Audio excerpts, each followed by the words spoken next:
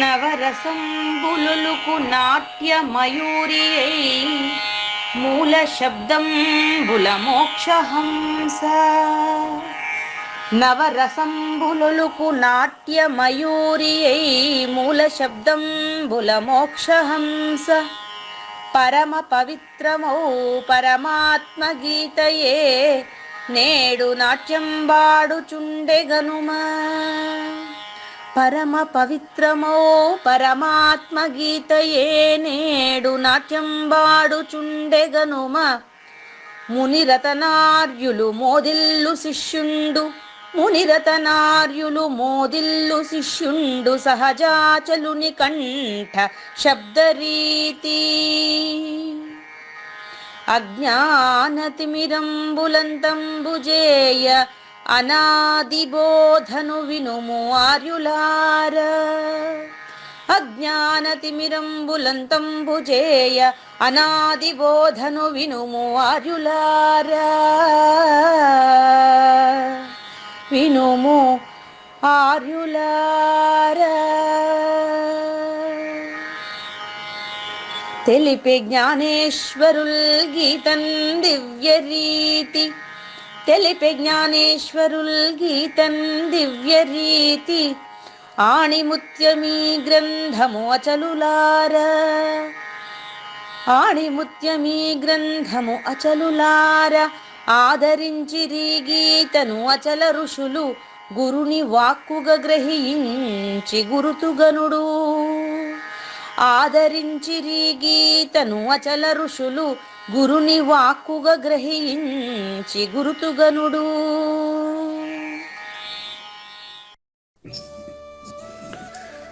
హరి ఓం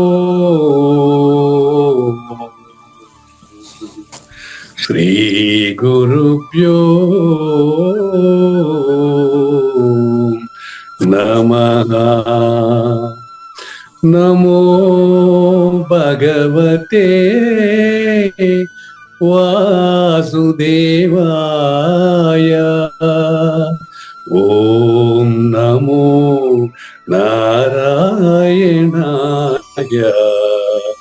ఓం నమః శివాయ.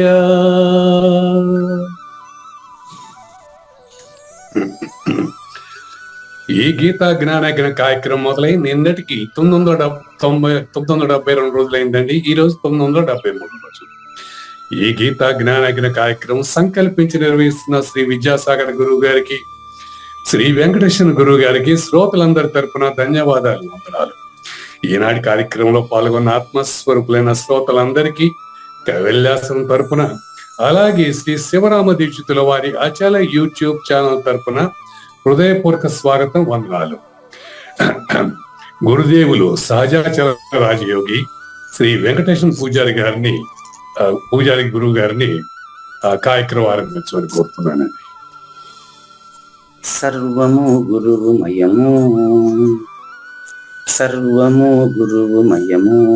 భవరోగ వైద్యుడతడని తెలియుము. సకల విద్యల నిలయము దక్షిణామూర్తి అతడని తెలియుము. మూగవాణి మాటను, ఈ మూగవాణి మాటను శ్రోతలు కోటలు దాటింతురు. గురుకృపా సిద్ధితోనే నేనెంత ఆనందముందినానో. నిజయోగి శ్రీకృష్ణుడు, నిజయోగి శ్రీకృష్ణుడు, నిజ భక్తుడైనట్టి అర్జునుండు. వీరి సంవాదామృతం జనులార మన పాలిట అమృతం. వేదవ్యాసుడు దీనిని జనుల యద వికసించున్నట్లుగాను మహాభారతమందున వెలిగించే కోటి సూర్యుల వెలుగుతో. నిత్య సత్య శాశ్వతమైన పరిపూర్ణంలో లేఖనే జరుగుతున్నట్లుగా మనకు తెలియబడుతున్న పవిత్రమైన శ్రీమద్ భగవద్గీత జ్ఞానేశ్వరీయ జ్ఞానయజ్ఞంలో 973వ రోజు, అంటే 2023 నవంబర్ 1వ తేదీ బుధవారం రోజున ఓం తత్ సత్ అనేటటువంటి ఈ 3 పదాలకు అత్యంత పవిత్రమైన, అత్యంత విలక్షణమైన అర్థాన్ని తెలుసుకుంటున్నటువంటి ఈ రోజు 973 రోజు మరి ఈ గుర్తిరిగే మేను ఎంత బాగా ఎదురు ఉండాలని తెలియజేసేటటువంటి శ్రీకృష్ణ దేశికేంద్రుల 83వ కంద పద్యంతో శ్రోతలందరికీ సాదర స్వాగత సుమాంజలి. శ్రీ గురుభ్యో నమః. శ్రీమద్భాగవత కృష్ణదేశిక ప్రభులు రచించిన 292 కందార్థ దరువులు సంపూర్ణంగా జ్ఞానయజ్ఞంలో రోజుకొకటి చొప్పున వ్యాఖ్యానించబడిన విషయం శ్రోతలకు విదితమే. ఈ కందార్థ దరువులను రచించిన 19 సంవత్సరాల వరకు అవి ముద్రణకు నోచుకోలేదని, వాటిలోని నిగూఢ భావాలను మరింత స్పష్టం చేస్తూ రచయిత క్షరాక్షరోపాధి ద్వయదోషరహిత పరమతత్వ కందములు 261 రచించారని, తదుపరి సద్గురు శుభాశీస్సులతో ఈ రెండూ కలిపి ఒకే పుస్తకంగా ముద్రించారని పెద్దలు చెప్పగా విన్నాం. పుస్తకం ఇప్పుడు మన భక్తులతో చాలా మంది దగ్గర ఉంది. ఈ కందపద్యాలు భగవద్గీతకు ఉత్తర గీత వలె సద్గురు భక్తులకు కందార్థ దరువులలోని ఎన్నో సమస్యలకు సమాధానమై విలసిల్లుతోంది. ఎంతో ఉపయోగకరమైనటువంటి ఈ కందపద్యాలను రోజుకు ఒక్కొక్కటి చొప్పున వివరించాలని అడిగిన ప్రత్యక్ష శ్రోతల కోరిక మేరకు జ్ఞానయజ్ఞంలో శ్రీకృష్ణ పరమాత్మ సందేశానికి ముందే ప్రతిరోజు కృష్ణ ప్రభువుల దర్శనం మహద్భాగ్యంగా భావిస్తూ ముందుకు వెళదామా? ఈ గుర్తెరిగే మేనును బాగుగా విడిచుండుము, ఇందు పట్టకు దేనిన్ ఆగడమౌదానను విని త్యాగము నీకుంటే మంచిదౌరా ఓరే. మరి ఈరోజు ఇంకా అద్భుతమైనటువంటి రోజు అండి. నిన్నటి కంటే అద్భుతమైన రోజు అండి ఈరోజు. ఈ గుర్తిరిగే మేను ఓం అండి, అతీతమే తత్ అండి. గుర్తిరిగే మేను కృష్ణ ప్రభువులండి, వారి గురువు గారే తత్ అండి. గుర్తిరిగే మేను గుర్తు అనేది పూజారి వెంకటేశం అండి. ఎరిగే మేను నాగేశ్వర ప్రసాద్ అండి. గుర్తు అనేది నాగేశ్వర ప్రసాద్ అండి. ఎరిగే మేను పూజారి వెంకటేశం అండి. గుర్తు ఎరిగే మేను, గుర్తెరిగే మేనే ఓం అండి. ఓకే, అంటే ద్విపుటి. ఓకే, చెప్తున్నారు అంతేనండి. ద్వయము రాసుకోండి, అది మీ నుంచి రావాలి నాకు. ద్విపుటి రాసుకోండి, పక్కన ద్వయం రాసుకోండి. ఎటనే ఒకటే, ద్విపుటి అన్నా ద్వయం అన్నా ఒకటే. మీరు ఓ అంటే నేను సున్నండి, నేను ఓ అంటే మీరు సున్నండి. ఓకే, ఇది ద్వయం అయ్యా. కాబట్టి నేనుంటే నువ్వు ఉంటావు, నువ్వు ఉంటే నేనుంటాను. జ్ఞానయజ్ఞంలో మన ఇద్దరు ఒకటే. ఇందులో ఎవరు గురువు ఎవరు శిష్యుడో చెప్పేదానికి ఎవ్వరికి తరం లేదు. ఒకళ్ళు ఉంటేనే రెండో వాళ్ళు యాడ్ అవుతారు, లేక రెండు లేకుండా పోతాయి. మరి నేను ఓ అంటే మీరు సున్నా, మీరు ఓ అంటే నేను సున్నా.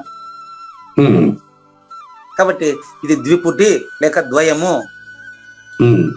ఈ కృష్ణ ప్రభువులకి కృష్ణ పరమాత్మకి ఏం కుదిరిందండి కాంబినేషన్. పాలల్లో పంచదార లాగా ఎంత స్పష్టంగా, పాలల్లో పంచదార ఎంత స్పష్టంగా కలుస్తుందో, బెల్లంలో తీపెట్ట కలుస్తుందో, అట్లా ఈ గురు శిష్యుల ద్వయాన్ని మనం ఏమని వర్ణించేదండి. నేను మీరు చెప్పటం వల్ల తెలుస్తాను గురుగారు, మాకైతే దాంట్లో ఏం కనపడలేదు. నిజం చెప్తున్నా, అది కనపడేది కాదు. ఆశ్చర్యకరమైనటువంటి మీ ప్రశ్నలకు ఆశ్చర్యపోవడానికి నేను కనపడడం లేదు. అది నేను చెప్పడానికి ఇప్పుడు ఎట్లాగైతే బిడ్డ మాట్లాడడానికి తత్త పప్ప మా అమ్మమ్మ అంటా ఉంటే వానికి మాటలు నేర్పించేస్తారు పిల్లలు, పక్కన చుట్టుపక్కల సహాయం చేసేవాళ్ళు. అట్లా నేను జ్ఞానయజ్ఞంలో వచ్చి తత్త మా అమ్మమ్మ అని అట్లా తనకలాడుతా ఉంటే మీరు మీ అనుభవం అంతా నా మీద కురిపించి నాకు మాట నేర్పించేస్తున్నారు. మాట లేని దాన్ని మాటతో చెప్పడం నా వల్ల కాదండి. చెప్పించుకుంటే మీరు వదిలేట్టుగా లేరండి. అది ఇక్కడ లే. గుర్తిరిగే మేనును అంటే ఓంని అని అర్థం అండి. గుర్తిరిగే మేనును బాగా వదలాలి. బాగా వదలనట్ట, బాగా లేకుండా వదలడం. బాగా వదలడం అంటే ఎట్టంటే తత్తులో జీవించమని. అయిపోయి తత్తులో జీవించడం అని చెప్పండి గురుగారు. చెప్తా, ఇప్పుడు అదే కదా ఉండేది. ఇక్కడ మనం మాట్లాడుకుంటా ఉండేది నిన్నటి నుంచి ఏం విషయం అంటే ఓం తత్ సత్ ఆ మూడు గురించి చెప్తున్నాం కదా. అవును. అందులో మీకు ఓం అంటే ఎరుక, ఉమ్, ఓం అంటే సృష్టికి సంబంధించిన శక్తి, ఉమ్, అది ద్వయము. అవును. ద్వయము ఎట్లుందయ్యా ద్వయము అంటే నామరూపాలు గాను అందులో శక్తి గాను ఉంది. ఓకే, నామరూపాలుగా ఓములో నామరూపాలు శక్తి కూడి ఉంది. ఓకే. అవును, దానిలో అక్షరంలో చూపించేదే కూడి ఉంది. ఇది సృష్టికి సంబంధించింది యో. Yeah, very clear. బాగుంది. సృష్టికి సంబంధించింది నామరూపాల శక్తితో కూడింది, ఎరుకతో కూడింది, ద్వయంతో కూడింది. ఓకే, అంతవరకు క్లియరా? ఇప్పుడు దీన్ని అక్షరంలో చూపిస్తా. ఆ, మీరు నాగేశ్వర ప్రసాద్ లోను పూజారి వెంకటేశ్వరలోను చూపిస్తాడారు, ఉమ్, నేను మీకు అక్షరంలోనే చూపిస్తా. అట్లాగే. ఓం అని పలికేటువంటి శబ్దం అండి. ఆ, ఆ శబ్దము శబ్దాత్మకము వర్ణాత్మకం అండి. ఉమ్, అది కూడా ద్వయమే. ఆ, ఓ ఒకటి సున్నా ఒకటి రెండు కలిస్తేనే కదా పలుకుతావా. ఆ, కాబట్టి ఓం అనేది పెదవి తెరవడం ఒకటి, ముయ్యడం ఒకటి, రెండు ఉన్నాయి చూసుకోండి, లేకపోతే పలకండి. పలకలేం. పెదవి తెరిస్తే ఓం ప్రారంభం అవుతుంది, పెదవి మూస్తే ఓం క్లోజ్ అవుతుంది. అవునండి. అక్షరంలో చూపిస్తున్నా ఇప్పుడు మీకు. ఉమ్, అదే ఓం అనేటువంటి శబ్దమే వర్ణాత్మకము శబ్దాత్మకము. అది ఉమ్, రాస్తే వర్ణము, పలికితే శబ్దము. అంటే వర్ణం అంటే రాసేది. ఓకే. వర్ణం అంటే రాసి శబ్దం అంటే పెట్టిండేది. పలికేది. ఇది క్లియర్. ఓకే, ఓకే గురుగారు. రాసి పెట్టిండేది వర్ణము, ఆ, పలికేది శబ్దము. ఆ, ఈ రెండు రాసి పెట్టక ముందు పలకక ముందు కూడా నిశ్శబ్దంలో ఉండేది శూన్యము. ఆ, ఈ రెండిటికి పూర్వం ఉన్నది నిశ్శబ్దం, శూన్యం. శూన్యం పరిపూర్ణం కాదు. ఇప్పుడు ఈ ఓకే ఓకే, రెండు బాగుంది గురుగారు, బాగుంది, అర్థం కాదు. ఓకే. ఇది రెండు పలకక ముందు సృష్టి 432 కోట్ల కళలో 232 కోట్ల సంవత్సరాల కళ పూర్తయింది. ఇప్పుడు ఉమ్, ఈ శబ్దాత్మకము వర్ణాత్మకము అనేది మనం రెండుగా డివైడ్ చేసి చెప్తా ఉండేది మన శరీరాలు వచ్చిన తర్వాత. ఉమ్, భూమి మీద జీవరాశులు ఏర్పడక ముందు ఈ సృష్టికి సంబంధించినది ఓంకారము, నిశ్శక్తి, నిర్వీర్యము, అది మూల అవిద్య, అది శూన్యము, నల్లగా ఉంటది కాకి మరి. ఇది ఒక్కసారి మళ్ళీ చెప్పండి. అవిద్య శూన్యము, అవిద్య శూన్యము. ఓకే. అది ఇప్పుడు కాకి మాదిరి అని ఎగ్జాంపుల్ చెప్పడమే కదా, కానీ అప్పుడు కాకి ఉండదు, సృష్టి లేదు కాబట్టి. అది అవిద్య శూన్యం. ఓకే. బ్లాక్ హోల్ రాసుకోండి. Black hole. Black hole. Black hole దీని ఏమంటాడు మా వాడు, ఏదో అంటాడు అబ్బా, సైన్స్ లో భలే పరిశోధనలు చేస్తున్నాడు మా అబ్బాయి. డార్క్ మ్యాటర్ అంటాడు. Dark matter. ఈ సైన్స్ వాళ్ళకంతా మూలం ఆడికే పోయినారు, ఇంకా దాని గురించి వాళ్ళు చేస్తారు, మా పిల్లలు పరిశోధన చేస్తున్నారు. అదే దానికి వెనకాలకి ఇంకేం కనపడదంట. బ్లాక్ హోల్కి వెళ్ళిపోతే దిగినాడు, బయటికి రాడంటాడు. ఆడ ఈడుంటే కదా, అది ఆడ నామరూపాలు లేదు కదా. శక్తి ద్వయానికి ముందు శక్తి మాత్రమే ఉంది, ద్వయమైనప్పుడే తెలియబడుతుందండి. అది అంతవరకు నిశ్శక్తిగానే ఉంటుంది. అది ఇందాక మీరు చెప్పారు కదా, నిన్న జ్ఞానేశ్వరి చెప్పినట్టుగా శక్తి ద్వయం వచ్చి పూజారి వెంకటేశం అయిందే. శక్తి ద్వయానికి ముందు ఈయన పేరు ఏం పేరా? లేదు. అది లేదు అనేది ఉంది, ఆడ లేదు అనేది ఉంది, అబద్ధపు గుర్తు. శూన్యంలో లేదనేది ఉంది. అది ఎరుక, పరిపూర్ణం కాదు. అదే ఎరుక, పరిపూర్ణం కాదు. లేదనేది ఉంది, అది ఎరుకే. దాని లక్షణమే ఇక్కడ ఎరుక లక్షణము, బయలు లక్షణం అని చెప్పి ఎరుక లక్షణమే కృష్ణప్రభులు చెప్తాడు. ఆ ఎరుక లక్షణమే కృష్ణప్రభులు చెప్తాడు. దాన్ని వదలమని చెప్తా ఉండేది. నాగేశ్వర ప్రసాద్ని వదలడం అంటే అర్థం ఏంటంటే, నాగేశ్వర ప్రసాద్ జీవించి ఉన్న సమయంలోనే దాన్ని వదలమని. గుర్తెరిగేమేను అంటే అది సృష్టికి సంబంధించిన శక్తిని అని అర్థం. ఇప్పుడు ఆ శూన్యంలో వదలటానికి ఈ టెక్నిక్ ఏంటంటారు? భావనే. భావన అంటే శూన్యం వదిలేదేముంటుంది? అంటే ఏ భావంతో ఏం వదలాలి అక్కడ? శూన్యంలో ఏం లేదు కదా. వదిలేదు. శూన్యం తర్వాత తయారైనటువంటి దాన్ని శూన్యంగా భావిస్తేనే చాలు. నువ్వు నిన్ను వదలమని ఏం చెప్తున్నావు? మేము వదలమని చెప్తున్నా అంటే అది అర్థం. ఇప్పుడు మీకు శూన్యాన్ని ఎట్ట వదలాలని ప్రశ్నిస్తున్నారు కదా, అంటే లేదనే దాన్ని నిర్ధారణ చేయాలంతే, దాంట్లో అంతే మీరు చెప్పేది. అంతే. దీని నిర్ధారణ కాదు. ఇది మనకు ఎందుకు కాదంటే, మనం గుర్తిరుగుతున్నంత వరకు ఎందుకు నిర్ధారణ కాదు అది కూడా చెప్తాను. గురువు లేకుండా మనకు నిర్ధారణ కాదండి. గురువు లేకుండా నిర్ధారణ కాదండి. ఓకే, గురువు వచ్చినాకైనా నిర్ధారణ చేయవచ్చు కదా. అది శిష్యుల శ్రద్ధ కూడా ఉండాలండి. గురువు లేకుండా నిర్ధారణ కాదు. గురువు వచ్చిన తర్వాత శిష్యుల్లో శ్రద్ధ ఉంటేనే చేస్తాడండి. అంతే. దానికి మీకు చెప్తాను. ఈ శూన్యం సృష్టికి సంబంధించిన జ్ఞానం అండి. ఈ గుర్తెరిగే మేను అంతవరకు తీసుకున్నానండి. ఇప్పుడు నేను అంతవరకే మాట్లాడుతున్నా. అట్లాగే ఈ గుర్తెరిగే మేను అంటే అది జ్ఞానమయం అండి. జ్ఞానం పరస్పరం ఆధారం అండి. ఏమండి జ్ఞానం? రాసుకోవచ్చు, ఎవరైనా కూడా సద్గురు భక్తులు రాసుకోవచ్చు. జ్ఞానము పరస్పరము ఆధారము. జ్ఞానము పరస్పర ఆధారం అంటే ఇది ఏ రకంగా గురుగారు? జ్ఞానం ఒకటగా ఉంది ఇక్కడ. జ్ఞానం అనేది పరస్పర ఆధారం అండి. చూపిస్తాను. శరీరం నేను మేను పరస్పర ఆధారం అంటే నేను మేను పరస్పర, దీనిపైన అది, దానిపైన ఇది. అది జ్ఞానం పరస్పర ఆధారం. దీనికి మేనుక, నేనుకి మేను ఆధారం, మేనుకి నేను ఆధారం. అచ్చా, ఓకేనండి. దీన్నే ఇంగ్లీష్ లో రిలేటివ్ అంటామండి. రిలేటివ్, ఓకేనండి. ఇదే ఐన్స్టీన్ సిద్ధాంతం, E=mc². అదే సాపేక్ష సిద్ధాంతము అంటే రిలేటివ్ థియరీ. సాపేక్ష సిద్ధాంతం బాగుంది. గుర్తెరిగే జ్ఞానము అంతవరకే తీసుకున్నా, చూసుకోండి. జ్ఞానము పరస్పర ఆధారము అంటే రిలేటివ్. కానీ తెలియడం లేదు నీకు. ఎందుకు తెలియడం లేదు అని చెప్తానండి.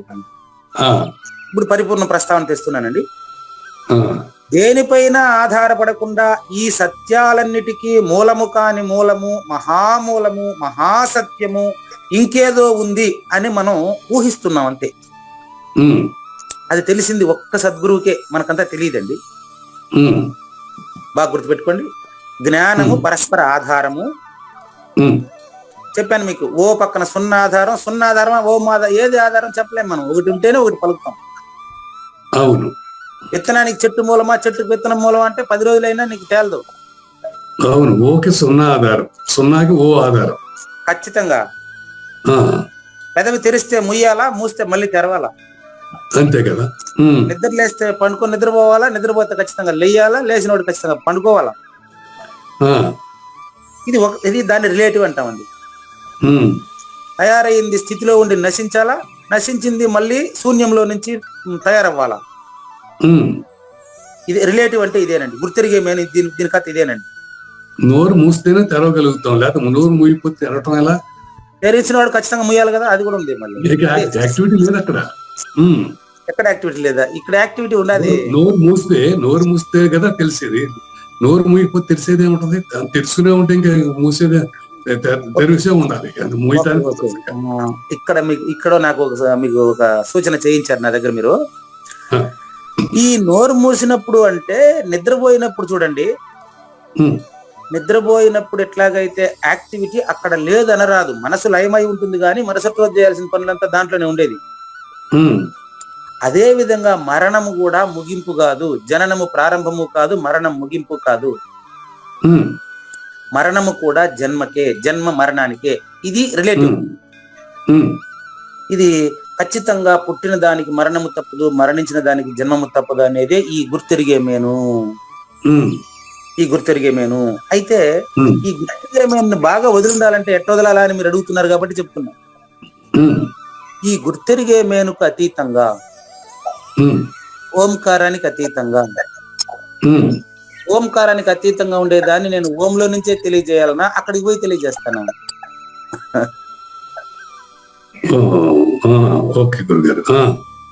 మీరు ఆన్సర్ మీరు వచ్చినాక ముందుకెళ్తాను. ఓంలో నుండే నేను తెలియజేయాలనా? ఓంలో నుండి తెలియజేయాల్సిందే. ఎస్, ఇప్పుడు అదే విధంగా కళలో వస్తువులు అబద్ధమని కళ మేలుకున్నాక చెప్పాలనా, కళ్ళలో నుండే చెప్పాలనా? మేల్కొన్నాక చెప్పాలి. అదే విధంగా మేలుకున్న వాడిని గురువు అంటారండి. ప్రపంచం నుంచి మేలుకున్న ఆయన్ని గురువు అంటారండి. అంటే వారసత్వంగా గురు పరంపరగా వస్తున్న గురువు, అమలు దానికి బహువచనం లేదు. ప్రపంచంలో మేల్కొన్నవాడే గురువు, అంతే కదా. ప్రపంచంలో మేల్కొన్నవాడు గురువు, ప్రపంచ విషయాల నుంచి మేల్కొన్నవాడు గురువు. ఎస్, అది ప్రపంచ విషయాల నుంచి తన గురుముఖంగా తన స్వగురు, పరమగురు, పరమేష్ఠ గురు ఏదో చెప్తుంటారు, దక్షిణామూర్తి స్వరూపమైన అంత కల్పిత పదాలండి. అవును గురుగారు. మరి ఈ కల్పిత పదాల ద్వారా తన గురువు ద్వారా తాను మెలకువ పొందినటువంటి వాడు మాత్రమే సూచన చేయగలడు. విద్యాసాగర్ గారు అప్పుడు చెప్తూ ఉండేవారు, ఏంది ఇంతమంది పరిపూర్ణ గురువులు ఉంటారా, అది ఒక సూచన మాత్రమే కదా, ఈ సాధనలన్నీ అయిన తర్వాత ఆయన సూచన చేసేది కదా, దీన్ని ఎందుకు ఇంత వ్యాపారం చేస్తారని నాకు అప్పుడు అంతా అడిగేవాళ్ళు ఆయన. అప్పుడు నాకు అర్థం కాలేదు, ఇప్పుడు అర్థమైన వాడు లేడు. పరిపూర్ణ బోధ సూచన మాత్రమేనండి. ఇది ఊరికే మిగతా బోధనలు తిట్టుకునే బోధ కాదు. అది మిగతా వాళ్ళని విమర్శించుకుంటా కూర్చునేది కాదు. పరిపూర్ణ బోధ అంటే ఇంత పరిపక్వత చెందిన పవిత్రమైన భావన కలిగిన వాడిని, సృష్టికి అతీతంగా ఉండే విషయాన్ని సూచన చేయటది. అంతేగాని చూడండి, ఇది ఈ రిలేటివ్ ని బాగా వదిలిండమంటున్నాడు కదా కృష్ణ ప్రభువులు. ఎట్ట వదలాలని ఇప్పుడు చెప్తాను. గుర్తిరిగే మేను అంటే అర్థమైపోయింది మీకు, ద్వయము. అవును. ఇప్పుడు విడిచి ఉండడం ఎట్ట చెప్తాను. ఇది చాలా ఇంపార్టెంట్, చాలా అదే ఇంపార్టెంట్ అందరికి. విడిచి ఉండడం ఎట్లా అంటే, ఇది రిలేటివ్ కదా, అది అబ్సొల్యూట్ అండి. రిలేటివ్ అంటే విత్తు చెట్టు పైన, చెట్టు విత్తు పైన ఆధారపడినట్టు, శూన్యము నిదానంగా చెప్తా, శూన్యము సర్వము పైన, సర్వము తిరిగి శూన్యమగుట రిలేటివ్. డార్క్ మ్యాటర్ నుంచి ప్రపంచము, బ్లాక్ హోల్ నుంచి పేలుడు వల్ల ప్రపంచము సంభవించిందంటారు. బ్లాక్ హోల్ లో కూడా ఈ ప్రపంచ జ్ఞానం ఉంది. ఇద్దరిలో కూడా ఈ మేలకు ఇప్పుడు నేను మాట్లాడేటువంటి మాట అంతా పూజారి వెంకటేశం యొక్క మెదడులో ఇదంతా కల్పించి మాట్లాడేటువంటి కల్పిత శక్తి పూజారి వెంకటేశంలో ఉండకపోతే ఎట్ట మాట్లాడుతున్నాడా? అవును. కాబట్టి బ్లాక్ హోల్ లో కూడా ప్రపంచానికి సంబంధించిన శక్తి ఉంటది. పరిపూర్ణంలో అసలు ప్రపంచమే లేదు, శక్తే లేదు. కానీ ఇక్కడ గురుగారు, గుర్తెరిగే శరీరం ఉందనుకుంటే కదా మనం వదిలేది. అంతే, కరెక్టే, చెప్పండి. మరి నోరు మూస్తేనే కదా మనం తెరవగలిగేది. మరి అప్పుడు దాన్ని ఎట్లా వదులుతాము? అది ఈ నోరు కాదండి, అది అదే చెప్తున్నా కదా మీకు. నాగేశ్వర ప్రసాద్లో కాకుండా శబ్దంలో చూపిస్తానని చెప్పాను కదా, శబ్దంలో చూపిస్తానని చెప్పాను. ప్రపంచానికి ముందు కూడా ఈ ఓంకారము నిశ్శబ్దంలో, శూన్యంలో దీని యొక్క తగులాటము, దీని యొక్క వాసనలు ఉన్నాయి. అక్కడ పోయి భావనలో వదలమని. ఇప్పుడు మీరు ఏమంటారు, థర్డ్ పర్సన్ లో నుంచి ప్రశ్న అడిగారు. పెదవి ముయ్యడం అనేది నా వ్యక్తిగతంగా పూజారి వెంకటేశ్వరికి సంబంధించిన వ్యవహారం కదండి. అది రిలేటివ్ వ్యవహారం, ద్వయంలో ఉంటుంది. మీరు అక్కడ ఆన్సర్ వేశారు, ప్రశ్న ఇచ్చారు. మీరు ద్వయాన్ని మీరుగా భావించి ప్రశ్నించడం ఎట్లా చెప్పేదా? పువ్వు పుయ్యక ముందే మొక్కలోనే పువ్వును చూడాలి. ఇప్పుడు మీరు మొగ్గ అయిపోయి పూసి వాసన బయటకు వస్తున్నారు, అది కదా. ఇప్పుడు మీరు పుష్పించిన మంచి రోజా పుష్పం వాసన వచ్చి జ్ఞాన యజ్ఞాన్ని ప్రపంచానికి వెదజల్లుతున్నటువంటి ఒక పూజకు ఉపయోగపడుతున్న పుష్పం ఇప్పుడు మీరు. నేను కాదు, మీరు. సరే, రెండు ఒకటి అదే కదా నేను చెప్పింది కూడా. ఇప్పుడు జ్ఞాన యజ్ఞాన్ని ప్రపంచానికి వెదజల్లుతున్నటువంటి ఈ పుష్పంలో నుంచి, ఇది భౌతికం, ఇది ఈ పుష్పం భౌతికం కదా. ఈ పుష్పము చెట్టు అవ్వక ముందు ఎక్కడుంది? పుష్పం చెట్టు కాకముందు విత్తనంలో ఉంది. విత్తనం కాకముందు ఎక్కడుంది? విత్తనం కాకముందు మళ్ళా చెట్లోనే ఉంది. అది మీరే వెళ్ళాలి అక్కడికి. విత్తనము చెట్టు రెండు కాకముందు ఎక్కడుంది? అది అది అది మిస్టరీ కదా. భౌతికంగానే వెళ్ళండి, మీకే వచ్చేస్తున్నాను సార్. విత్తనము చెట్టు రెండు కూడా ఎక్కడ మొలుస్తున్నాయి? ఇది విత్తనం చెట్టు రెండు ఎక్కడ మొలుస్తున్నాయి? చాలా సార్లు భూమిలోనే. భూమి ఎక్కడుంది? విత్తనం చెట్టు విత్తనం చెట్టు భూమిలో మొలుస్తున్నాయి. క్లియర్. ఓకే అండి. క్యాన్సిల్ చేసేయండి, అయిపోయింది. భూమి ఎక్కడ ఉంది చెప్పండి. భూమి నీరులో ఉంది అంటున్నారు కాదు, మీకు మళ్ళీ మీకు డౌట్ దాంట్లో ఏమన్నా? సరే ఓకే, చెప్పేది వింటున్నా చెప్తే మనకి ఎట్లా దాని నిర్ధారణ ఏ రకంగా చేయగలం గురుగారు? ఆడేదో సాంఖ్యంలో చెప్పారు, మేము నమ్ముతున్నాం తప్ప అది మనం ప్రాక్టికల్గా మనం ఎలా దాన్ని తీసుకోవటం? మీరైతే భూమికి ముందు నీళ్ల కాడికి ఇప్పుడు నుంచి ఇప్పుడే పోవాలమ్మా. నాగేశ్వర ప్రసాద్ అనే శరీరంలో ఉండే అబద్ధపు గుర్తే భూమికి ముందు నీళ్లు. నమ్మడం ఎట్లా అంటే, ఇంక నేను ఇప్పుడు మీకేం చేయాలి? ఇప్పుడు మీరు ఎట్ చేయాలంటే, ఇప్పుడు భూమి వికారం శరీరం అండి. ఇది క్లియర్, ఇది స్పష్టంగా ఉంది. భూమి నుంచే మనం విత్తనం చెట్టు వస్తుంది అనేది స్పష్టమైన విషయం, ఇందులో డౌట్ ఉంది. భూమి తిరుగుతా ఉందా లేదా? అవును, తిరుగుతోంది. అంటే భ్రమిస్తున్నదే అని అర్థం. అవును, భ్రమ చెందుతున్నదే అని అర్థం. అవును. భూమితో పాటు సముద్రాల్లో నీళ్లు కూడా తిరుగుతా ఉందా లేదా? తిరుగుతున్నాయి. భూమి కంటే నీళ్ళు ఎక్కువ ఉందా లేదా? ఉంది. భూమి కంటే నీళ్ళు ఎక్కువ ఉంది అంటే నీళ్ళల్లో భూమి ఉంది. నీళ్ళల్లో భూమి, రైట్. ఓకే, ఇది ప్రాణము దేహం ఇంతవరకే. ఇప్పుడు ఈ రెండు కలిసి అగ్నిలో ఉంది. అగ్నిలో ఉంది. ఈ అగ్ని గాలిలో ఉంది. మరి అగ్ని భస్మం చేసే తత్వం ఉంటే దాంట్లో నీరు గాని ఇంకోటి గాని ఎలా ఉంటాం సాధ్యం? ఏం ప్రశ్న అండి, ఏం ప్రశ్న అండి, బ్రహ్మాండమైన ప్రశ్న. అయితే మీకు కొంచెం వివరంగా చెప్తానండి. అగ్ని భస్మం చేసే శక్తి ఉంటే నీళ్లను భస్మం చేయకుండా ఎట్టుంది మీ ప్రశ్న?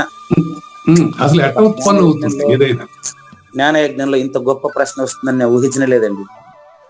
మీకెంత ఎవరు అందిస్తున్నారో ప్రశ్న? ఆయనకు ఒక నమస్కారం అండి. మీలో ప్రశ్నిస్తాను. మీరే, ఇంకెవరో లేదు. అయితే ఆన్సర్ చెప్తానండి. ఆన్సర్ కూడా మీ నుంచే చెప్తా. మీలో జఠరాగ్ని ఉందా లేదా? ఉంది. వైశ్వానర అగ్ని అంటారు కదా దాన్ని. అవును. 15వ అధ్యాయంలో మనం చెప్పుకున్నాం కదా, అహం వైశ్వానరో భూత్వా ప్రాణినాం దేహమాశ్రిత ప్రాణాపాన సమాయుక్త పచామ్యన్నం చతుర్విధం చెప్పుకున్నాం కదా. అవును. మీ కడుపులో ఉండే జఠరాగ్ని అన్నాన్ని మాత్రమే కరిగించి మీకు శక్తిని ఇస్తా ఉందా? పేగులను కూడా నాశనం చేసేస్తా ఉందా? పేగులు నాశనం చేయట్లా, అన్నాన్ని మాత్రమే అరిగిస్తుంది. అదే విధంగా శరీరంలో నాగేశ్వర ప్రసాద్లో ఉండేటువంటి అగ్ని కేవలం ఆహార పదార్థాలని మాత్రమే జఠరాగ్ని చేత తన కడుపులో ఉండేటువంటి ఆరోగ్యంగా ఎలా పనిచేస్తూ ఉందో, ఇప్పుడు మీరు నాగేశ్వర ప్రసాద్ నుంచి కొంచెం బయట వచ్చి సృష్టికర్తగా ఆలోచించండి. 25 నుంచి ఆలోచించండి. సృష్టికర్త అయినటువంటి మీరే ఆ అహం. అహం వైశ్వానరో భూత్వ అంటే నాగేశ్వర ప్రసాద్ అనే దేహంలో ఉండేటువంటి అగ్ని మాత్రం చెప్పిన ఆయన చెప్పా. కానీ ఆడ కృష్ణ పరమాత్మ చెప్తా ఉండేది ప్రాణినాం దేహమాశ్రిత 84 లక్షల జీవరాశుల్లో కూడా ఉండేటువంటి అగ్ని చూడటానికి పనికి వస్తుంది, ఆహారాన్ని జీర్ణం చేయడానికి పనికి వస్తుంది. ఇప్పుడు గడ్డి తీసుకుపోయి అగ్గిలో వేస్తే మాడిపోతుంది. నేను ఎండలో నిలబడితే నాకు డి విటమిన్ వస్తుంది. బాగా గమనించి, చలి కాచుకుంటే చలిపోతుంది, అగ్గిలో కానీ దుక్కితే కాలిపోతాను. అట్లా అగ్ని వచ్చి జ్ఞానంగాను వ్యాపకంగాను వెలుతురుగాను తెలివిగాను ఉంటూ కాల్చుతుంది, కాల్చుతుంది. కాబట్టి మంచి ప్రశ్న అండి, చాలా మంచి ప్రశ్న కదా ఇది. నా శరీరంలో ఎలాగైతే అగ్ని నా శరీర క్రియలకు మాత్రమే పనికొస్తూ నా శరీరాన్ని కాల్చుటలేదు. క్లియరా? క్లియర్ గురుగారు. వైశ్వానర అగ్ని అంటారు. అదే విధంగా అగ్ని బడబాగ్నిగా సముద్రం కింద రెడీగా ఉంది. సృష్టి పోయినప్పుడు మాత్రం మొత్తం నీళ్లు భూమి మొత్తం తిరుగుతా తాగేస్తున్నది. అవును. సముద్రం కింద రెడీగా ఉంది బడబాగ్ని ఉన్నప్పటికీ అప్పుడప్పుడు సునామీలు లేపుతూ నిజాన్ని అట్ట గుర్తు చేస్తూ గుమ్మనే ఉంటది 432 కోట్ల సంవత్సరాల వరకు. ఆ సూర్యుడు అగ్ని ఏం చేస్తుంది? చంద్రుడిలో నుంచి చల్లగా రాత్రిలో పంటలు పండిస్తుంది. పొగులు డి విటమిన్ అందిస్తుంది. పంటలకు బాగా, అన్ని పంటలకు బాగా ఎండ తగిలితే ధాన్యం బాగా పండుతుంది. ఇప్పుడు మీరు చెప్పింది బాగుంది గురుగారు.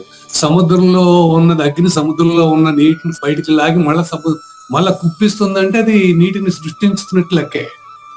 అంతే అగ్ని నుంచి వచ్చింది నీళ్ళ. అవును, అనుమానమే లేదండి. H2O అంటే హైడ్రోజన్ ఆక్సిజన్ కలిస్తేనే నీళ్ళండి. అంతే. ఇప్పుడు నీరు సముద్రంలోంచి ఆపరేట్ చేయగలిగేది అగ్ని. అగ్ని ఆపరేట్ చేసి మళ్ళీ వాన ద్వారా రీప్రొడ్యూస్ చేస్తుంది. అప్పుడు ఆ రకంగా రీప్రొడ్యూస్ చేసింది ఎవరవుతుందంటే అగ్ని అవుతుంది. రెండోది కావట్లా.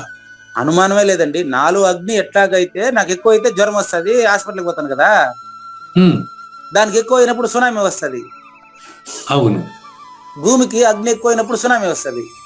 అదే గురుగారు. అప్పుడు ఎన్నో జీవులు చనిపోతాయి. నాకు కన్నా జ్వరం వచ్చినప్పుడు ఎన్నో సూక్ష్మ జీవులు నా నుంచి బయటకు వస్తాయి. ముందర అవుట్పుట్, ఇన్పుట్ లోనే అవుట్పుట్ వస్తుంది. అవుట్పుట్ ఒక చోట, ఇన్పుట్ ఒక చోట, వాంతులు బేదులు ఇవన్నీ ఎట్టయితాయి నాకు అగ్ని ఎక్కువైనప్పుడు. అవును గురుగారు.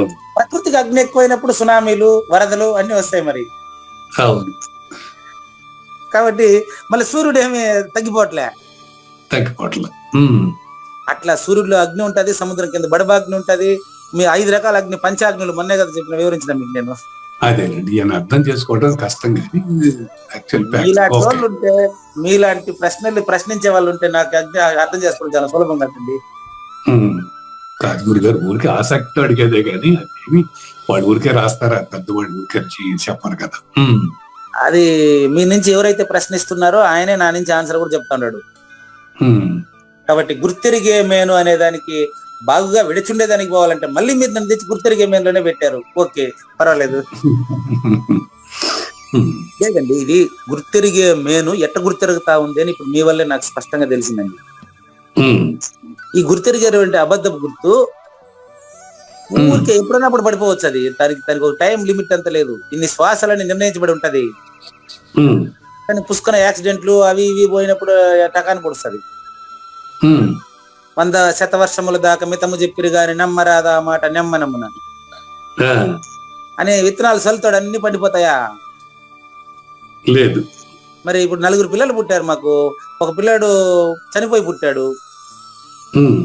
ఇంకొక తర్వాత డెలివరీకి ఏమైందంటే అబ్బాయి ఇప్పుడు డిగ్రీ చదువుతున్నాడు. తర్వాత లాస్ట్ కాన్పుకి ఏమైందంటే ఇప్పుడుండే అమ్మాయి డిగ్రీ చదువుతుంది. అమ్మాయితో పాటు ఒక అబ్బాయి ఉండే కడుపులో. వాడు ఏం చేసినాడంటే డెలివరీకి 10 రోజుల ముందే చచ్చినాడు. అది ఎట్లా? ఇప్పుడు డెలివరీకి 10 రోజుల ముందు ఇద్దరు ఉన్నారనమాట కడుపులో, అమ్మాయి అబ్బాయి ఇద్దరు ఉండే వాళ్ళండి. 10 రోజులు డెలివరీకి ఉందంటే వాడు చనిపోయినాడు. ముందర ఒక బిడ్డ చనిపోయింది దాంట్లో. ఇప్పుడు ఆపరేషన్ చేయాలంటే బతికుండే బిడ్డ బతకాలి కదా. చూడండి, ఇదంతా డాక్టర్ల మహత్యం అంటామా, మీరు చెప్పేటువంటి ఏదో దేవుడు ఏదో అంటారా, అదే చూడండి. 10 రోజుల ముందు చనిపోయింటే హాస్పిటల్కి పిలుచుకోకపోతే ఇప్పుడు ఆపరేషన్ చేసి డెలివరీ చేస్తే చనిపోయిండేటువంటి బిడ్డ ఎఫెక్ట్ కాదు కదా, బతికుండే బిడ్డకు నెలలు నిండలేదు, పూర్తి శ్వాస తీసుకునేదానికి వీలు లేదు, ఇద్దరు చనిపోతారు అంటాడు. మీ ఇష్టం, మీరు ఏమైనా చేసుకోండి అని చెప్పి హాస్పిటల్ వదిలేస్తే వాళ్ళు ఏం చేశారు, 10 రోజులు చనిపోయిండేటువంటి బిడ్డ శవాన్ని పక్కనే ఈ పాపను బతికిచ్చి మళ్ళీ ఆపరేషన్ చేసి బతికుండే పాపను తనిగా, చచ్చిపోయిండే అబ్బాయిని సపరేట్ గా తీసిచ్చారు.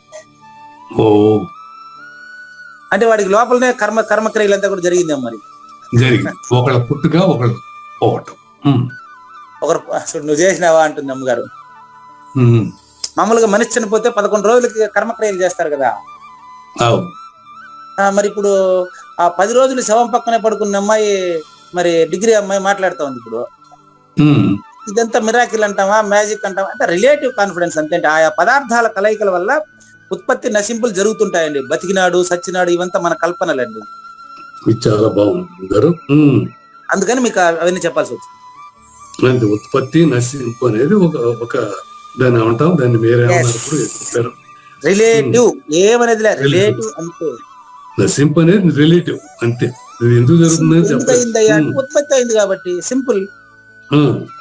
ఉత్పత్తి అయిన ప్రతి వస్తువు స్థితి పొంది నశించక తప్పదు. ఇది గుర్తెరిగేమైన కథ అండి. అవును. దీన్ని వదిలి ఉండాలంటే మీరేం చేయాలంటే మళ్ళీ వస్తా, మళ్ళీ తిరిగితే మీరు పిలిస్తే మళ్ళీ గుర్తెరిగేమైన కాడికి వస్తా. నాకు మీరు అర్థవంతంగా బోధిస్తున్నారు, అదే నాకు కావాల్సింది. లేదు లేదు, ఎప్పుడు ఇక్కడ మీరు చెప్పింది నాకు ఒకటే అర్థం కాదు, చక్కగా ఉండేది. నేను అహం అంటే నేను సృష్టికర్తని నిర్ధారణ చేసుకోవడంగా వీడు చేసుకోవాలి కదా, చేసుకోవాలని వద్దా? ఇప్పుడు నేనే అహం అని అన్నాడంటే నేనే సృష్టికర్త అన్నాడు, నిర్ధారణ అయిందాడు మనసులో. మీరు అవ్వాలా, లేకపోతే వేరే దారి లేదు, మీకు ఆప్షన్ లేదు కదా. మీరు కంపల్సరీ సృష్టికర్తే కదా. మరి ఆయన ఎట్టా వదులుతాడు అట్ట అనుకున్నవాడు? దాన్ని వదిలేదానికి అది ఏడ ఉందని మీరే ముందే ప్రశ్నించింది నన్ను. లేనిదని మనస్సులో దృఢంగా దృఢీకరించుకోవడమే వదులుట. ఆహా. మీరు చెప్పిన పదమే కదా తండ్రి, నన్ను ఉమ్, ఉమ్, లేనిది లేదని లేని దానికి స్పష్టంగా తెలిస్తే ఉన్నది ఉంటుంది. ఉమ్. ఓకేనా? ఇప్పుడు మళ్ళీ ఎట్లా వదలాలని చెప్తాను నేను. నాకు ఇంకా కృష్ణబాబులు ఆర్డర్ ఇచ్చిన చెప్పాలి. ఆ, ఇప్పుడు నాయన ఇందులో 24 తత్వాల్లో అన్నిటిని వదులుకుంటా వస్తే 25 నువ్వు ఆటోమేటిక్ కనపడవు. ఇంక వదిలేదేముంది? ఉమ్, వాళ్ళు ఎవరో చెప్తారు సాంఖ్యం అంటే ఎట్టా. ఉమ్. మళ్ళీ అది కంక్లూడ్ చేసేస్తాను. అది అర్థంలో ఉంది.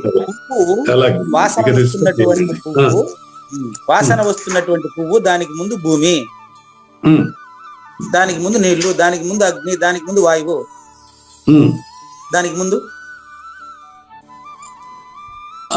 వాయువు ముందు ఇక ఆకాశమే, తెలుసు శూన్యమే. మరి ఆకాశం అంటే శూన్యం. అది పుట్టనే లేదు కదండి. అనవసరంగా ఇప్పుడు నేను వదిలేది ఏముందండి? పుట్టినట్టు భావించింది అంతే కదయ్యా. ఉమ్, వాతావరణ మార్పుల వల్ల గుర్తు తెలుస్తా ఉంది తప్ప గుర్తు ద్వయమని, ద్వయపు గుర్తును, అహపు ద్వయపు గుర్తు వీడిన వాడు అంటే లేదని తెలిసిన వాడని అర్థం. వీడిన వాడంటే సొక్క అయిపోయినట్టు ఇప్పాలన్నా దాన్ని ఏమన్నా.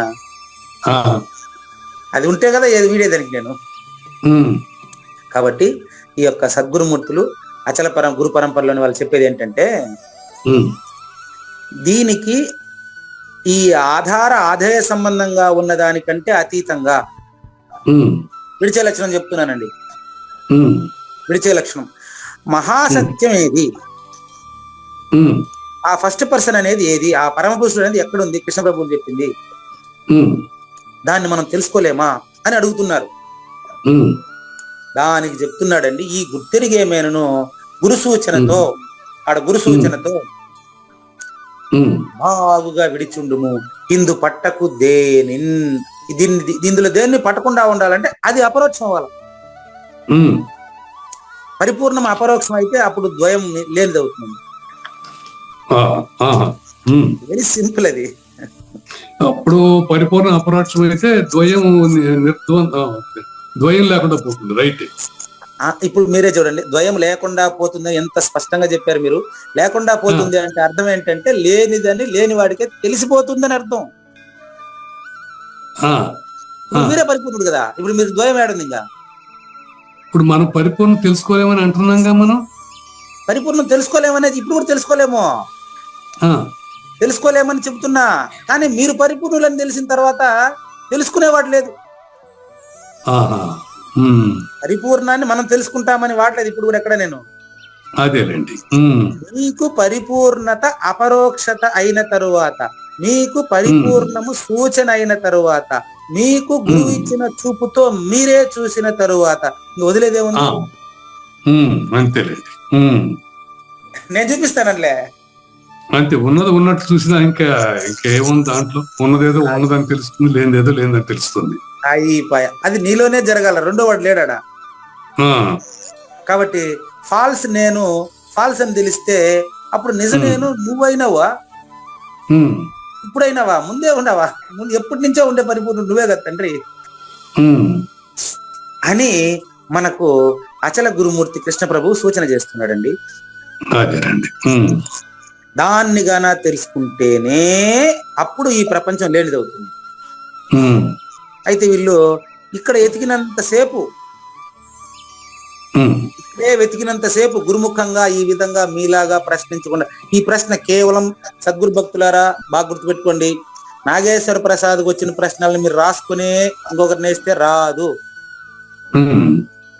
నాగేశ్వర ప్రసాద్ గారు వేసిన ప్రశ్నలను మీరు రాసుకుని మీరు పోయి అదే ప్రశ్న ఒకరికి వేస్తే మీకు తెలియదు. అది తెలియదండి. అది చెప్పేవాళ్ళు ఉండాలండి. అది చెప్పగా ఇప్పుడు ఆ ప్రశ్న అడుగుతాడు కదా, విషయం ఉందని చెప్పేవాళ్ళు లేకపోతే ఎందుకు ఆ ప్రశ్న? అట్లా చెప్పేవాడు ఉండాలి, ప్రశ్నలో శ్రద్ధ ఉండాలి. ఓకే గురుగారు. అది పరిప్రశ్న. ఇప్పుడు మీరు వేసినంత పరిప్రశ్నలు, ఉమ్, ఎందుకంటే అప్పటికప్పుడు మీకు తోచినవి అవి, ఉమ్, అంతేగాని ఎక్కడో ఏదో బట్టి తెచ్చి పెట్టలేదు మీరు. ఆ, నేను ఏదైతే ఇప్పుడు మీకు ఆన్సర్ ఇస్తానో అందులో నుంచి మీరు ప్రశ్నిస్తారు. ఉమ్, ఇలా ప్రశ్నించినప్పుడు ఉన్న పరిపూర్ణం ఉన్నట్లు అపరోక్షత చెందిన వెంటనే ఉమ్, ఆహా ఇది చాలా ఆగడమే. ఇది నెక్స్ట్ లైన్ చూసుకోండి. ఉమ్, ఉమ్, అనవసరంగా ఆగడం చేసింది కదా ఇది. ఉమ్, ఏదో ఉన్నాను అనుకుని, నేను పెద్ద మార్కెటింగ్ ఆఫీసర్ అనుకుని, నేను పెద్ద ఫ్యామిలీ అనుకుని, నాకు పెద్ద గౌరవం అనుకుని, నాకు కారు ఉందనుకుని, నాకు బిల్డింగ్ ఉందనుకుని, నాకు ఉద్యోగం ఉందనుకుని, ఇవన్నీ నేను ఉండడం వల్లే కదా. ప్రాణం పుట్టుకోమంటే అన్ని పోతాయి. కాబట్టి ఈ నేను వదిలేస్తే, డూప్లికేట్ నేను వదిలేస్తే ఒరిజినల్ నేను అని చెప్పేదానికి నేను లేదు కదా. లేదు గురుగారు. సింపుల్. ఆగడం ఎంత ఆగడం చేసిందబ్బా ఇన్నాళ్ళు ఇదే. ఉమ్, ఇది పెద్ద డిగ్రీ కాలేజీ ప్రొఫెసర్ అంటది, ఉమ్, ఏదేదో చెప్తాది, ఇంతమందికి నేను టీచర్ అంటది, నాకు ఇన్నేళ్ళు సర్వీస్ అంటది. ఆ, దీని బొంద కాలంలో ఇది శూన్యం, కాలమే లేనిది. అవును. అనవసరంగా ప్రకృతిలో ఒక అణువులాగా అబద్ధపు గుర్తు పెట్టుకొని తోచిన ఎరిక అంతే. గురిగింజ ఎట్టాగైతే తోచిన ఎరిక. గురిగింజ దాని కింద నలుపు తెలియకుండా నేను ఎర్రగున్నానంటుందంట. అదే అట్ట పరిపూర్ణంలోనే నేను ఉండుకొని అనవసరంగా నేను పెద్ద పరిపూర్ణుడని అనవసరంగా కప్సాలు కొట్టానే. నేను పరిపూర్ణంలో లేదని తెలియక, చూడండి, నేను పరిపూర్ణంలో లేదని తెలియక అనవసరంగా నేను పరిపూర్ణుడు, నేను గురువు, నాకు మీరంతా శిష్యులు అని ఎంత భ్రమ చెందాను నేను. చూడండి, ఇది ఇట్లాంటి ఆగడాలన్నీ చేస్తాయండి. ఇది శిష్యుడు అంటది, గురువు అంటది, మళ్ళీ పీఠం అంటది, పీఠాధికారి అంటది, బోధాధికారి అంటది, గురువు అంటది, శిష్యుడు అంటే ఎన్ని దీనికి. ఆడ ఎప్పుడు ఉండేది గురువు కాదు, శిష్యుడు కాదు, అంతటా ఉంది. అది ఏం చేయదు, అట్టే ఉండదు. అది చైతన్యము కాదు, జడము కాదు, అది ఎప్పుడు ఉండదు. అది నిరాధారం అండి. దాన్ని అబ్సొల్యూట్ అంటామండి. దాన్ని పదంతో సూచించడమేనండి. అది చెప్పేదానికి నేను అటు లేదండి. నేను తెలుసుకున్నాను, నేను చెప్పలేనండి. బాగుందండి, కొంచెం స్లోగా చెప్పండి. పరిపూర్ణ నిరాధారం. Yes, absolute. మీకు రిలేటివ్ అనేది తెలుసుకుని దాన్ని తెలుసుకోవడానికి ఓకే ఓకే. సాధన అనంతర నిరపేక్షకమే పరిపూర్ణము. సాధన అంతా నిరపేక్షకం పరిపూర్ణం. ఆపేక్ష అంటే ఒకదాన్ని నేను వచ్చి శరీరం ద్వారానే మాట్లాడుతున్నాను, శరీరంలోనే నేను తెలియబడుతున్నాను. బాగుంది. ఈ ద్వయ అనేదే 3 అవస్థలు కూడాను. 3 అవస్థల్లో ఉండేది ద్వయపు గుర్తు, అబద్ధపు గుర్తే. ఈ అబద్ధమని అబద్ధానికి తెలిసిపోతే నిజాన్ని, అంటే ఉన్న నిత్య సత్య శాశ్వతమైన సత్యాన్ని ఈ అబద్ధం నోటితో చెప్పగలదా? అయిపోయా, ఇంక మీరే పరిపూర్ణుడా. ఈ త్యాగం, దీన్నే ఇప్పుడు 18వ అధ్యాయంలో చెప్పబోయేటువంటిది త్యాగం. 18వ అధ్యాయంలో ప్రశ్న ఏం తెలుసా? ఈ 18వ అధ్యాయం మొదలైపోయినట్టే ఇప్పుడు లెక్క. ఇక్కడే 18వ అధ్యాయం ప్రశ్నే ఇదే. సన్యాసం అంటే ఏమి, త్యాగం అంటే నాకు విడివిడిగా చెప్పబోయా అంటాడు. ఆ పదం ఎట్టుంది తెలుసు, సన్యాసం త్యాగం అంటే. అలాంటిది ఇప్పుడు ఒక చిన్న జోక్ పెడతాను చూడండి మీరు. మీకు పరిపూర్ణము అంటే, బయలు అంటే అది ఎట్లా ఉంటుందో నాకు గొప్పయ్యా అన్నట్టుంటుంది. గురుగారు, పరిపూర్ణము అంటే, అబ్సొల్యూట్ అంటే, ఆ రెండింటినీ అంటే సాధనానంతర నిరపేక్షకము అంటే, నిత్య సత్య శాశ్వతము అంటే వీటినంతా విడివిడిగా నాకు విడదీసి చెప్పబోయా అన్నట్టుండదు. అది లేని నేను ఉన్నదానికి పెట్టిన పేర్లు అయ్యి, అంతేగాని అందులో నేనే లేనే దాన్ని విడదీసి చెప్పేదానికి మళ్ళీ నేనేడుండా. ఇటువంటి దాన్ని 18 సాధ్యం కానే కాదు. కానీ ఇటువంటి దాన్ని మీరు చెప్పిస్తారు కదా నా దగ్గర, మీరు వదులుతారు ఏంటి అంటే ఉన్నదాన్ని ఉన్నట్లు చెప్పడానికి మనం చెప్పే మాటల్ని విడదీసి చెప్పుకొనుట మీ వల్ల అర్థమైంది. మీకు అర్థమయ్యేట్టుగా నాకు అర్థమయ్యేట్టుగా మీరు ప్రశ్నిస్తున్నారు కాబట్టి చక్కగా ఆన్సర్ అదే బయటకు వచ్చేస్తుంది. అప్పుడు మన ఇద్దరు కనపడం, అది బోధ. మన ఇద్దరు ఎప్పుడైతే కనపడలేదు అప్పుడు జ్ఞానయజ్ఞం లేనిది అవుతుంది. విన్న వాళ్ళంతా పరిపూర్ణలే. అయితే వాళ్ళ గురువు అదే చెప్పేది. మీరు ఎక్కడైనా ఉపదేశం తీసుకోండి, ఏమైనా చేసుకోండి, వ్యాపారం చేయకుండా తీసుకోండి. దీనివల్ల నేనేదో పొందాలి అనే భ్రాంతిని పక్కన పెట్టండి. అప్పుడు ఆగడమవు దానిని, త్యాగము నీకుంటే, వదిలేటువంటి గుణం నీకుంటే మంచిది, నువ్వు పరిపూర్ణుడివేనైనా అంతే. దీని యొక్క సంక్షిప్త భావార్థం చూడండి. ఇది ఒక అద్భుతమైనటువంటి ఘట్టం. చూడండి, పరిపూర్ణ బోధన విచారించేటువంటి క్రమంలో సర్వభ్రాంతులకు మూల కారణమైనటువంటి అబద్ధపు గుర్తుగా నాకు ఇన్నాళ్ళు తెలియబడినటువంటి అంటే ఆడే పట్టుకోండి, నేను చెప్పలేను అది. ఇన్నాళ్ళు అబద్ధపు గుర్తుగా నాకు తెలియబడినటువంటిది. ఆహా, అనవసరంగా దీన్ని పట్టుకొని ఎంత ఆగడం ప్రదర్శించాను నేను.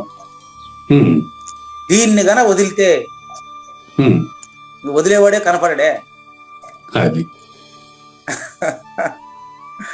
ఈ సూత్రం చేత దయచేసి మనందరం కూడా ఏం చేయాలంటే జనన మరణ భ్రాంతి సహిత గుర్తును తనతో పాటు వదిలేస్తే ఆ గురు ప్రబోధ దృఢీకరణ జరుగుతుంది. దయచేసి కొంచెం కూడా పట్టుకోవద్దు. ఇందు పట్టకు దేనిని అంటాడు. రుణశేషము శత్రుశేషం ఉండకూడదు కదా. కాబట్టి అబద్ధపు గుర్తులు, అబద్ధాన్ని కొంచెం కూడా మిగిల్చకుండా పడేయండి.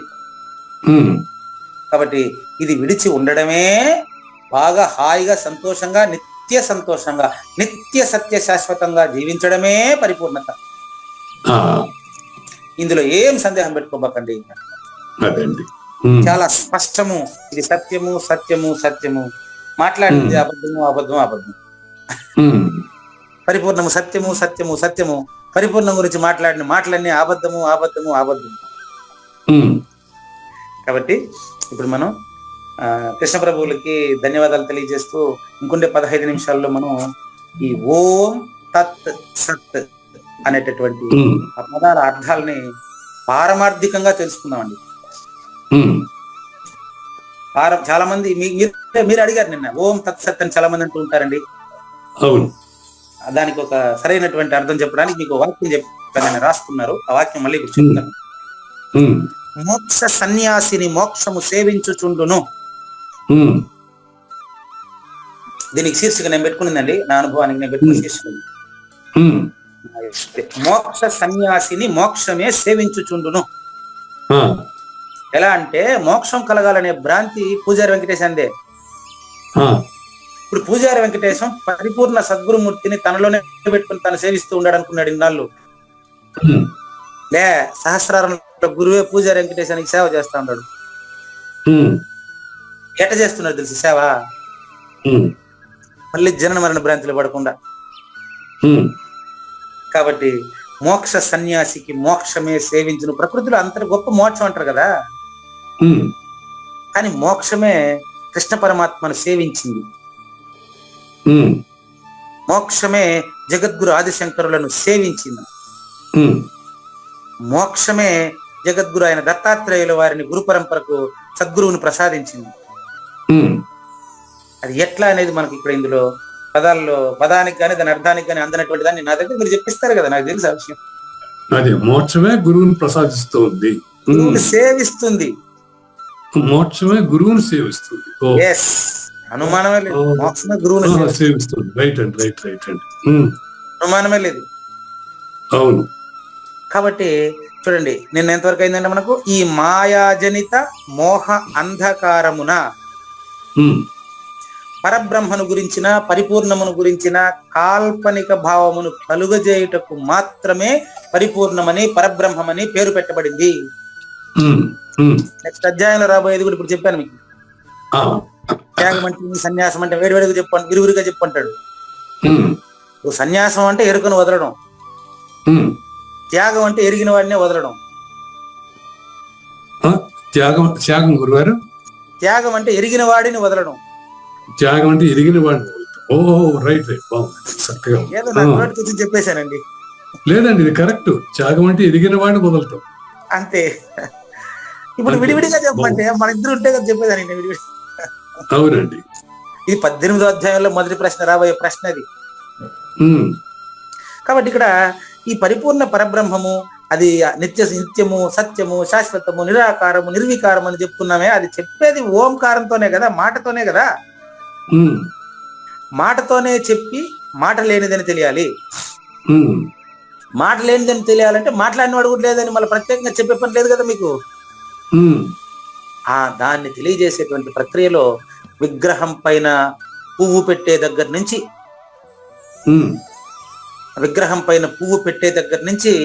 మరి సాక్షాత్తు కైవల్య స్వరూపుడై సాక్షాత్తు సద్గురు స్వరూపుడైనంత వరకు సాధన కొనసాగుతుంది అతనిలో సాధన శోధన కొనసాగుతుంది.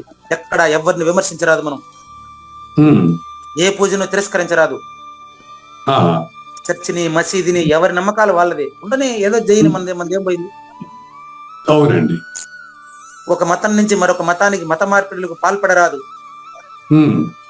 కాబట్టి చూడండి, మోహాంధకారమున ఆ పరబ్రహ్మను గురించి ఈ ఎరుక శరీరంలో నుంచి ఎందుకు మీరు ఇష్టంగా తిప్పేస్తున్నారు? కరెక్ట్ గా చూపించారు, అట్టే పెట్టండి నాయన. అంతే, అట్లే ఉండండి, అట్టే పెట్టండి, అక్కడి నుంచి వస్తాను. కాల్పనిక భావమును కలుగజేయటకు మాత్రం ఈ పేరు పెట్టబడింది కదా. బాలుడు జన్మించినప్పుడు బాలుడు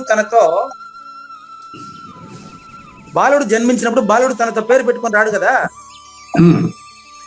అదే విధంగా అచల పరిపూర్ణం కూడా ఏం పేరు పెట్టుకోలేదు, పేరు పెట్టుకోలేదని దాంట్లో సృష్టి లేదు. కానీ తర్వాత అతనికి మనం పెట్టే పేరుతో అతను పిలువబడతాడు. ఎంతవరకు క్లియరా? క్లియర్ అండి, క్లియర్. ఇదే విధంగా ఎరుక ప్రపంచంలో ఆ పరిపూర్ణానికి కొన్ని పేర్లు పెట్టినంత మాత్రాన ఆ పేర్లు దానికి వర్తించదు. అందులో పేరు పెట్టేవాడు లేడు. పేరుందా? ఆ సాంసారిక దుఃఖముచే పీడించబడిన జీవుడు తన కష్టాలను గురించి చెప్పేటప్పుడు ఏ నామంతో పిలిచినా బ్రహ్మతత్వము మారు పలికి అతనికి జవాబిచ్చునో అది ఈ సాంకేతిక నామం. శ్రీకృష్ణ పరమాత్మ నోటి మాటలతోనే చెప్పాడు దాని గురించి. శ్రీకృష్ణ పరమాత్మను మనం పరిపూర్ణుడుగా, పరమ దైవంగా, ఉత్కృష్టమైన దైవంగా భావించాలా.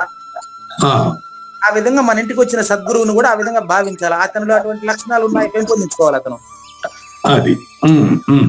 మన ఇంటికి వచ్చేటువంటి సద్గురుమూర్తి అటువంటి లక్షణాలను పెంపొందించుకొని ఉండాలి. శిష్యుడు కూడా అటువంటి శ్రద్ధ కలిగి ఉండాలి. అంటే అతన్ని గుర్తించటకు ఏర్పడినటువంటి పేరు ఈ బోధాధికారాలు ఉండే పేర్లంతా అటువంటి ప్రవర్తన కలిగి ఉంటే అందరూ ఆరాధిస్తారు.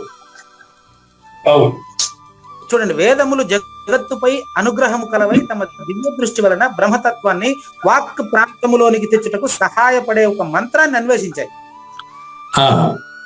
రాసిందే చదివానండి నేను, వ్యాఖ్యానం చేస్తున్నానండి. వేదములు జగత్తు పైన అంటే ఈ ప్రపంచం చేయుటకు పరిపూర్ణ పరబ్రహ్మతత్వాన్ని వాక్కు ప్రాంతంలోనికి మాటతో తెలియజేసే ప్రయత్నం చేయడం కోసం మంత్రం తయారు చేశారు. ఏమని? అయ్యా, రెండవ మంత్రం, ఈ మూలము లేని ఈ గుర్తెరిగించడం ఏమీ, ఇది మంత్రం. ఈ మంత్రాన్ని అన్వేషించి 4 అక్షరాలు చెప్పి దాన్ని చెవులో దాన్ని విచారించమంటే వ్యాపారం చేస్తారా మీరు? ద్వాదశి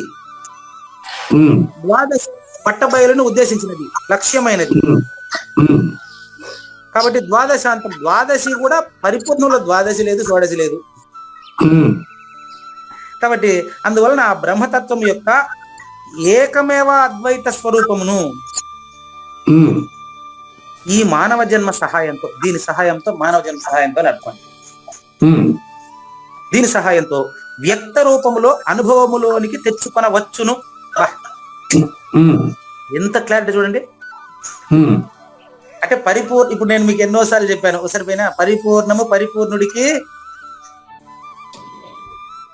అవగతమే, అనుభవమే. మరి ఇప్పుడు మీరు పరిపూర్ణుడు అన్నప్పుడు మీకు పరిపూర్ణ అనుభవం అవుతుందండి. పరిపూర్ణ అనుభవం కావడం అంటే ఎరుక లేనిదని తెలియడమే కదయ్యా. అంతే, అది జరిగింది కదా మనకి ఇంతకు ముందు కృష్ణ ప్రభువుల తత్వంలో. అది పరిపూర్ణం కావటం అంటే ఎరుక లేదని తెలియటం. ఇప్పుడు నువ్వు ఎవరినైనా విమర్శిస్తావు, పోయా అరే గుడికి పోవద్దు నా దగ్గరికి వచ్చి అంటావా? అది పెద్ద ఎరుక. అది లేదు. నువ్వు తెలిసిన వాడు సుమ్మా హీరో అంటే గొమ్మనుడమని అర్థం, కానీ వీళ్ళు మొత్తం ఊరంతా గాబరా చేయమనే లేదు. కాబట్టి ఆ మంత్రాన్ని ఉచ్చరించి ఆ బ్రహ్మను పిలిచినప్పుడు ఓం నమో భగవతే వాసుదేవాయ పరమ పురుషాయ సర్వదేవత వశీకరాయ సర్వారిష్ట వినాశనాయ సర్వమంత్ర ఛేదనాయ త్రైలోక్యం వశమానాయ స్వాహ. అంటే సద్గురువు ఈ క్వాలిఫికేషన్ కలిగి ఉన్నాడే, మనం సద్గురువుని చెప్పడమే తప్ప దీని అర్థాన్ని అర్థం చేసుకోవాలి తప్ప మంత్రాలను బట్టి ఏమొస్తుంది? ఈ మంత్రాన్ని ఉచ్చరించి ఆ బ్రహ్మను గురువుని పిలిచిన పిలుపు అండి అది. నేను ఆ పిలుపు గురువుని పిలిచినప్పుడు, మనం ఆ మంత్రంతో గురువుని పిలిచినప్పుడు ఆయన వచ్చి ఈ శిష్యునికి అంత శ్రద్ధ ఉంటే పరిపూర్ణాన్ని తెలియజేస్తాడు. అతడు వెనుక ఉన్నప్పటికీ ముందుకు వచ్చును. 26లో ఉండే గురువు అయినప్పటికీ 25లోకి దిగుతాడు. నీ సహస్రాంలోకి దిగి మాట్లాడతాడు. కానీ ఈ మంత్ర జ్ఞానము యంత్ర జ్ఞానం కాదని గుర్తించాలి. మంత్ర జ్ఞానము శరీరానికి సంబంధించింది కాదు, పరిపూర్ణానికి సంబంధించిందని శ్రద్ధ ఉండే శిష్యుడే తెలుసుకోగలుగుతాడు. అది కానీ ఈ చూసుకోండి, ఈ మంత్ర జ్ఞానము వేదం అనే పర్వతము పైన చెప్తాడు. ఇంకా ఉపనిషత్తు అనే నగరం యొక్క బ్రహ్మ యొక్క పంక్తిలో కూర్చొని ఉండే వారికి మాత్రమే కలుగును, అంటే విచారించిన వారికి మాత్రమే ఫలితం, అది వ్యాపారస్తులకు కాదు. ఈ వ్యాపారం అనే పదాన్ని నేను ఎందుకు అంటున్నానంటే, నేను నీ దగ్గర గాని నువ్వు నా దగ్గర గాని ఏదన్నా పొందాలనుకోవడం పెద్ద వ్యాపారం అయ్యా. కావూరు నాగేశ్వర ప్రసాద్ నుంచి పూజారి వెంకటేశం ఏమన్నా పొందాలనుకున్నాడా? లేదు. మంది వ్యాపారం కాదు. పూజారి వెంకటేశం నుంచి భౌతికమైన వస్తువులు ఏమన్నా కావూరు నాగేశ్వర ప్రసాద్ పొందాలనుకున్నాడా? కాదు, భౌతికంగా కాదు. కాబట్టి మన మధ్యలో వ్యాపారం లేదు. అందుకే ఆ భౌతికంగా పదం మీరు కూడా వారారు. అంటే మీరు సంబంధమే. అంటే ఇప్పుడు మీరు ఆశించేటువంటి ప్రయోజనమే నిజమైన ప్రయోజనం. ఆ కోరిక తీరేంత వరకు అది ఉంటది. ఆ కోరిక ఎంతమందికైనా ఉండొచ్చు, అది కోరిక కిందికి రాదు. జ్ఞాన సంబంధమైన కోరిక కింద రాదు, పరమార్థ సాధన కింద వస్తుంది. అంతేనండి. పరమార్థ సాధన శోధనగా మారి మీరే అది అని తెలియబడిపోతుంది. అది దాన్ని మౌన వ్యాఖ్యతోనే నేను మీకు తెలియజేస్తూ ఉంటాను. నాకు తెలిసింది ఏముండదు. కాబట్టి ఇంతే కాదండి, విశ్వమును సృష్టించుటకు బ్రహ్మకు గల శక్తిని ఈ మంత్రము కేవలము ఒక్కమారు జపించిన మాత్రముననే లభింపజేయు మహిమ కలిగినది కూడా ఈ నామమే. ఇప్పుడు చెప్పండి, ఇక్కడ నేను కొంచెం చిన్న వ్యాఖ్యానం చేస్తాను చూడండి. ఉన్న పరిపూర్ణంలోనే లేనెరుక తోచింది కదా, కాబట్టి మీరు కూడా చాలా సార్లు మూలము కాని మూలము అనే పదం వాడారు, నేను కూడా వాడాను. అందుకని ఇది కారణం కాని కారణం అని ఎందుకు చెప్పాల్సి వచ్చిందంటే, ఇంటికి సంబంధం లేకుండానే బాడిగింట్లో వచ్చి ఒక కుటుంబము పిల్లలతోనూ ఉద్యోగంతోనూ హాయిగా వెలిసెల్లుతూ ఉంటే దానికి ఇల్లు కారణం అని చెప్తామా? లేదు. అదే విధంగా పరిపూర్ణంలో ఎరుక తోచింది కాబట్టి కారణం కాని కారణము, మూలము లేని మూలము, చెప్పకనే చెప్పాలా వెనకనే వినాలా అనేటువంటి మాటలంతా కూడా శబ్దంతోనే చెప్తాము అవగాహన కొరకంటే. కాబట్టి వీర శ్రేష్ఠుడైనటువంటి ఓ కావూరు నాగేశ్వర ప్రసాద్ గారు, ఈ సృష్టికి పూర్వము సృష్టికర్త అయినటువంటి బ్రహ్మ నన్ను మర్చిపోయినాడయ్యా, అందుకే సృష్టిలో కొట్టుమిట్టాడుతా ఉన్నాడయ్యా. అంతే, ఏం లేదు. పట్టుకోండి, అయిపోయింది టైం కూడా. సృష్టికి పూర్వము బ్రహ్మ అంటే సృష్టికి సంబంధించిన బ్రహ్మ నన్ను మర్చిపోయినాడయ్యా అంటే పరిపూర్ణాన్ని మర్చిపోవడం వల్లే ఇవంతా తిప్పలయ్యా మీకు. అది మర్చిపోయిన పరిపూర్ణ నీకు గుర్తు తెచ్చేస్తున్నాను, చేసేది ఏం లేదండి. అంతే, అదేందో రేపు చూద్దామండి. లేనిది లేదు లేదు, ఉన్నది లేకపోవుట లేదయ్యా, ఈ గొప్ప మర్మమంతా నీ వలన తేటగా తెలిసేనయ్యా. సచ్చిదానందంబునే సద్గురు ఓంకారమని ఎందురు, ఓంకారము నుండియే సృష్ట్యాది వేదములు యజ్ఞములును, కనుకనే వేదంబులు మంత్రములు పఠించుటకు ముందుగా ఓంకార నాదంబును తప్పక పలికి ప్రారంభింతురు. శ్రీకృష్ణుని పలుకును సూటిగా తలపల మునిరత్నమే, శ్రీమించిన భావమై సద్గురువు చెప్పకనే చెప్పెను గదా. సద్గురు అర్థం అండి. మంగళం అమ్మ కానండి. జయ మంగళం నిత్య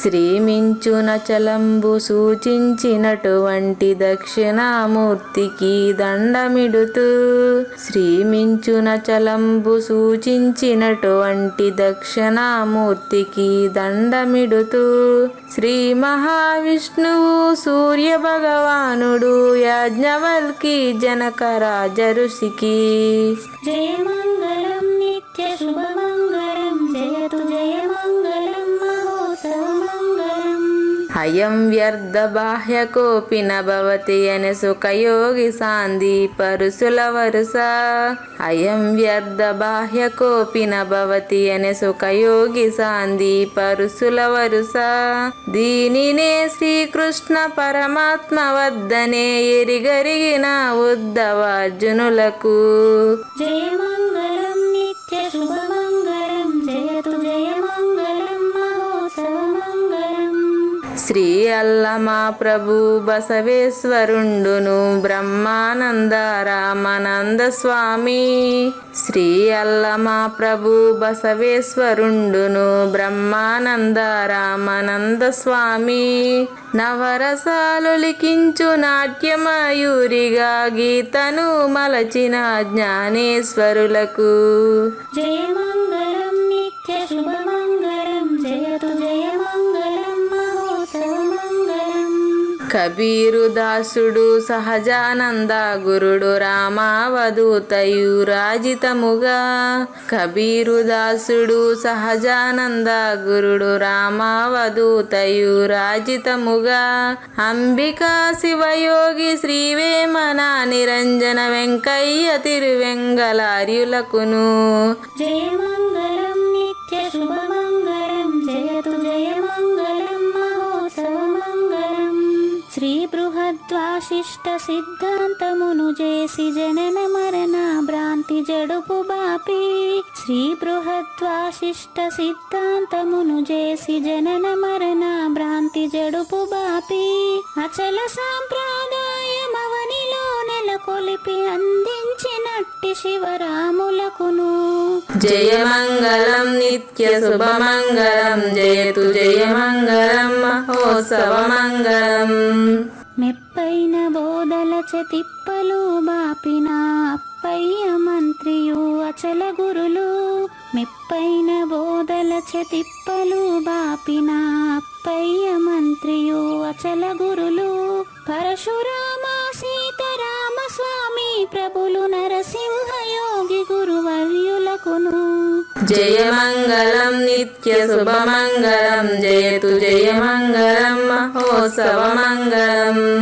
కంద కందార్థముల నందించి బృందముకు రంది పాపిన కృష్ణ ప్రభువునకును కంద కందార్థముల నందించి బృందముకు రంది బాపిన కృష్ణ ప్రభువునకును పలుకులా కందనిది పరబయలు ఇది అని పలికిన ఫీల్కాన లక్ష్మణునకు జయమంగళం నిత్య శుభమంగళం జయతు జయమంగళం మహోత్సవమంగళం ఫీల్కాన లక్ష్మణుల ప్రియ శిష్యవర్యుండు అవధూతయని పేరావనియందు ఫీల్కాన లక్ష్మణుల ప్రియ శిష్యవర్యుండు అవధూతయని పేరావనియందు పాఠాలు నేర్పించి పీఠాలు ఏర్పరచి శంఖబాపిన వెంకటేశ్వర వధూతకు జయమంగళం నిత్య శుభమంగళం జయతు జయమంగళం మహోత్సవమంగళం